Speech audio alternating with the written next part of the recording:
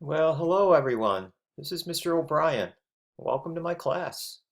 Well, it's actually Mrs. Sorrentino's class, but I will be your teacher for the next 2 months while she is out. So now welcome to my class.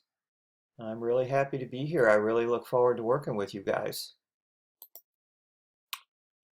So as I said, I'm going to be your teacher for the next 2 months. I have over 7 years of teaching in virtual school. I taught in the Duval County Virtual School, which is in Jacksonville. And then I taught for another private school called Calvert, and I taught students all over the world. So I know how virtual school works. I know how to help my students be successful. And I believe that learning can be fun, it can be enjoyable, and it can be made relevant to the real world. So if we can do all those things, we're all going to have a great year. I really look forward to it.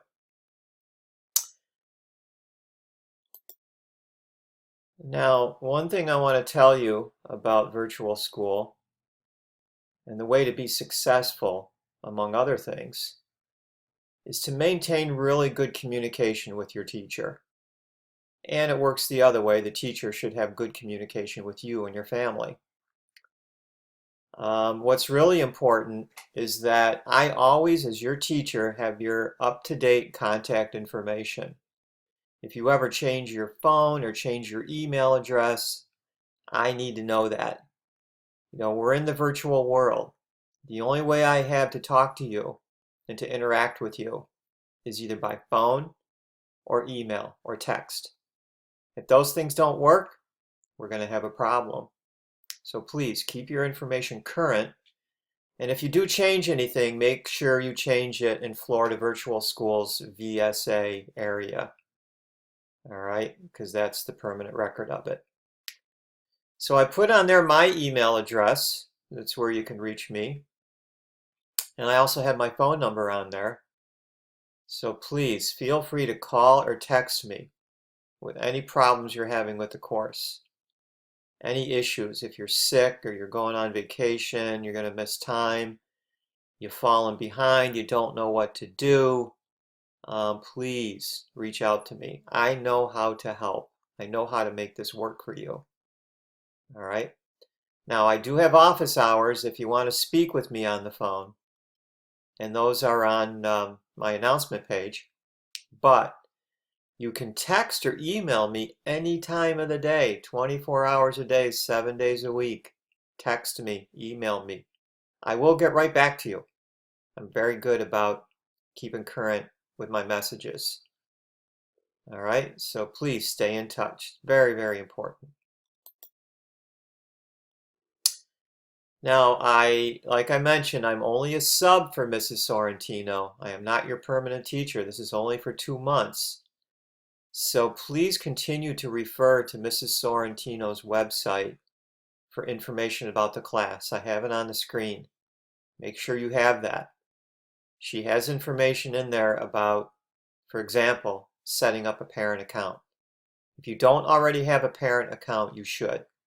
This way the parents can go in, they can check their child's grades, they can check to see if they're on pace, they're on the week they should be on.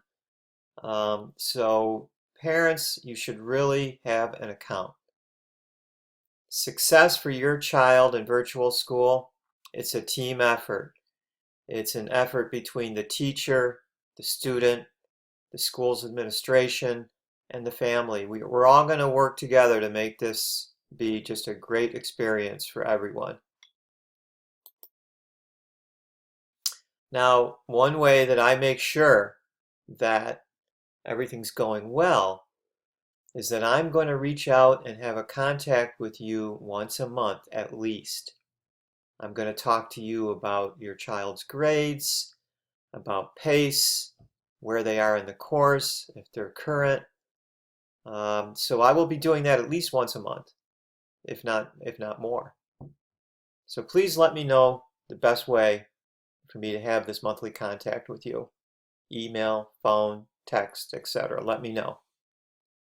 Also, you can set up an appointment with me, and I'll talk about that in a minute. Now, also, you should be aware of this, but Florida Virtual School in Brevard, we have what's called a 14-day grace period. Once you're activated in my class, which means you're cleared to begin working, and then once you submit your first assignment, you have 14 days from that time to drop the course if for whatever reason this isn't working out for you. All right. Also, during this 14 days, I'm going to be checking up on you to make sure you are working. If you go 14 days and you don't work at all, you could be dropped from the class. So if this is what you want, you're ready to be successful, get off to a good start. Get right in there on the first day of school and start working. Another really important thing about virtual school and a real key to being successful is to understand what we mean by pace. Pace is the manner in which you complete a course. A one semester course goes for 18 weeks. There is a schedule set out as far as like what work you need to do each week. So pace means that you're on schedule to finish this class in 18 weeks. You don't want to fall behind the suggested pace. You can always work ahead and be ahead on your pace, but never let yourself get behind. If all of a sudden you wake up one morning and you're a week or two behind, let me know. I can help you get caught up. I have many things I can do with students to help you get caught up.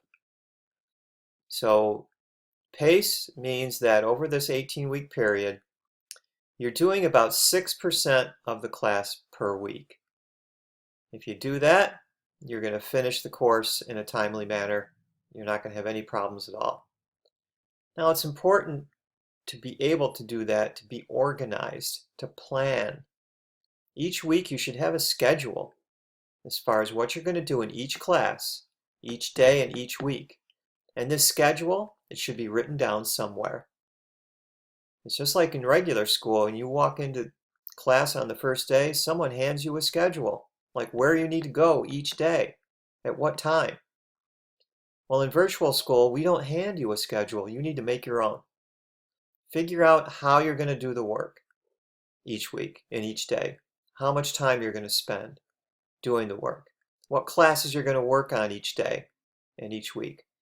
If you really have no idea how to do that, let me know, because I can help you set up a schedule. I know what works for most students, so I'd be happy to help you with that. Okay, now, as I mentioned, it is really important to stay organized in virtual school. I made a couple of videos a few years ago to give my students an example of organization versus disorganization in a student. And I made these videos with my son. So in video number 1, you see what a disorganized student looks like. You'll see a student that has no notes, has no schedule, is eating food while they're working, has got some video games running on another open window. And you know what? This happens in real life. And these are the students that don't do well in virtual school. The second video is the organized student, the student that is not distracted, the student that has a plan written down what they're going to do each day. So copy those links, the 2 links to the YouTube videos, and go check them out. Tell me what you think.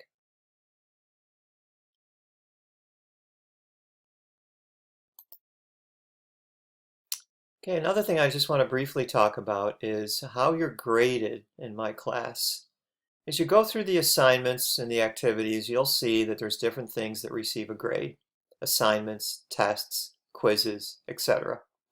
So all of these things get averaged in for a grade. And then we also grade our students with something called DBAs, which stands for Discussion-Based Assessment. Maybe you're familiar with these from last semester. So basically, this is when you talk to your teacher on the phone, and I'm going to talk to you about what you've been studying. I'm going to make sure that you've mastered the material. and that you're not having any problems with anything in the class. So these DBAs do count as part of your grade, and you cannot complete the course and finish the course without doing the DBAs. So make sure you don't miss those. I have a scheduler, as all your teachers do, for the DBAs, and you'll see that on my website and on the announcement page. So please use the scheduler for the DBAs. I also want to mention something about what we call academic integrity. Do you know what that is and why it's important? Well, basically, what academic integrity means is that when you're sitting home doing your work, taking a test, maybe completing an assignment, doing a little essay or research paper, whatever you submit to the teacher, it has to be your work. Okay? You can't copy and paste a research paper off of Wikipedia and submit it to the teacher and say it's yours. Okay? That's a violation of academic integrity, and it has dire consequences if you do that. All right? You can't ask someone else to take a test for you. Okay? Everything has to be your work. It's very simple. And we do have ways of checking to make sure that work submitted to us has not been plagiarized or taken from another source. So Florida Virtual School has programs, for example, called turnitin.com, where we can check on these kinds of things. But just to make your life simple and to make this class go well, have academic integrity. Submit the work that's your own. And if you have any questions about whether you might be violating academic integrity, let me know. I know how it works. I know what's allowed and what's not allowed, so please just let me know. All right? Well, all of that being said, let's get this underway. Schedule a welcome call with me so I can activate you. And I really look forward to the next 2 months.